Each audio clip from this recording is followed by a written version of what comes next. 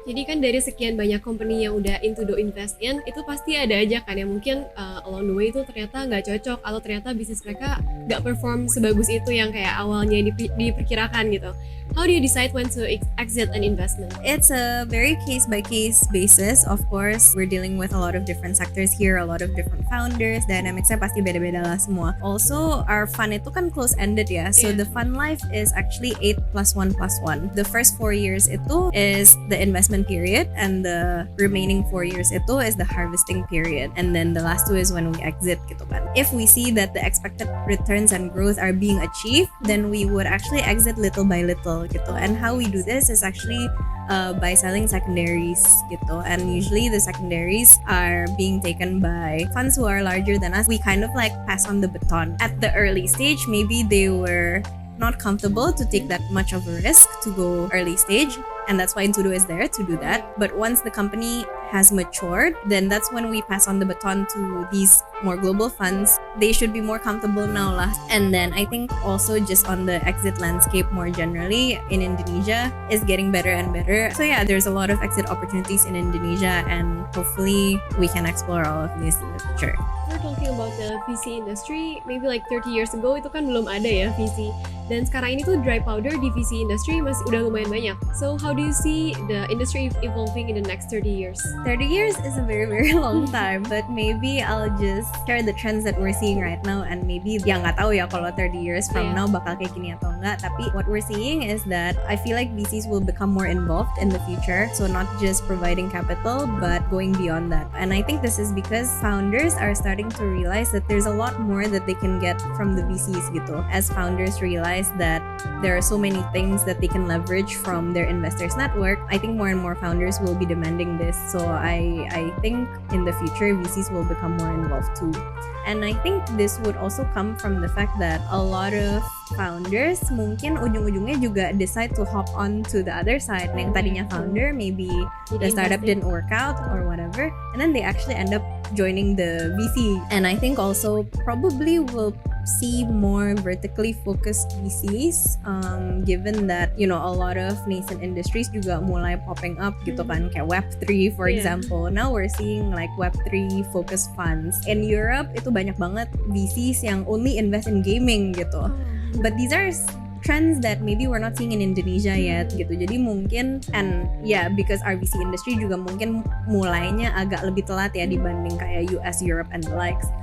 So I feel like looking at the trends from US and Europe gives us some ideas lah of where the industry is going. So as a professional in venture capital, what advice would you give to someone who is interested in pursuing a career in venture capital? I think in order to pursue a career in venture capital, you would have to be very comfortable with networking. This is probably like the biggest chunk of the work that we do is networking. Other than that, you'll have to doing a lot of readings and research juga, getting to know different business models, how they work in different geographies juga. So you'll have to understand local nuances juga gitu kan. And especially for a country like Indonesia where we have, thousands of islands, we have different languages, we have different beliefs, culture, etc. You really have to learn how to navigate the market lah.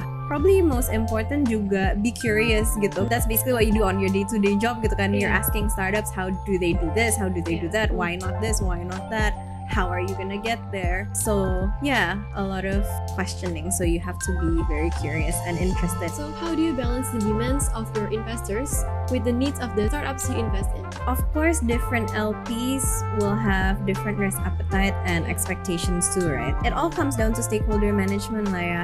As the VC firm will have to be able to relay to our investors what are we investing in, why did we invest in them, and things like that. But also we need to balance it with the needs of our startups yang mungkin need our time for like portfolio management. As part of Intudo's governance, we have things like, for example, the annual general meeting gitu kan. So this is an event where we bring together our investors and our startups. So at the end of the day, it's all about managing stakeholders, clear communication. It's not rocket science, just about execution. So like you mentioned earlier, pastinya kan startup tuh nggak terlalu punya banyak data yang bisa di-analyze gitu ya. Apalagi kalau misalkan company-nya tuh baru dibangun beberapa bulan atau bahkan beberapa tahun. How do you balance the risk and rewards of investing in early stage startups? So of course, when you're investing in early stage, the potential returns are very attractive. So how do we balance this? I think goes back to the way we do portfolio management and how we work closely with our portfolio companies. You know, this way we have very good visibility of what challenges that needs to be addressed, how can we help the company grow, how can we optimize costs and things like that, which hopefully in the long term will lead to sustainable growth. And in terms of solving for capital risk, I think it has to do with the way we construct our portfolio as well. So within each fund, Intudo itu invest across different buckets, actually across 3 buckets. Pre-A, A, and B, C, and above. So this is the way we kind of diversify the portfolio lah. And also we have reserves in our fund which we use for follow-on capital. Yeah, so this allows us to, let's say there are like opportunities along the way that maybe we didn't see at the time of investing that maybe leads to the company needing more capital in order to pursue that opportunity. And this is where the follow-on capital comes in.